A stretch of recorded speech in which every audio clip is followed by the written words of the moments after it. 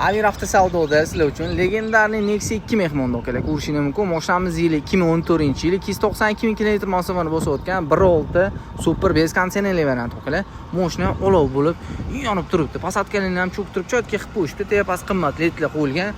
Motor holatlari ham yaxshi holatda ishlab turibdi. Balonlari ham yaxshi holatda. Okalar tonirovka ruxsatnomasi yo'q ekan. Ovosani ideal bo'ladi. Salon holatini ham ko'rishingiz mumkin. Tablo AMG qilib terib qo'yilgan. Mashinaga chexol ko'rli solingan 292 ming probeg, temir gaz bo'ldi, ustunovka qilingan, texnik holatdan hech qanaqa muammosi yo'q deyishyapti akalar. Shu bitta ikkita mana shunaqa metina ishi bor ekan. Qildirib olsangiz zo'r holat keladi. Texnik tomonlama hech qanaqa muammosi yo'q. Kraska holati 35-40% kraskasi bor ekan akalar. O'zingiz uchun bilan tekshirib, preyerga qildirib olasizlar. Sizlar xohlagan dokument bo'ladi. Akamiz bilan narxini to'g'rishib bo'ladigan narxi deyaptilar. Sizlar xohlagan dokument bo'ladi. $3900 baholaydi. $3900 ga 2014-yil 292 ming probeg turgan 1.6 super bez konditsionerli variant akalar.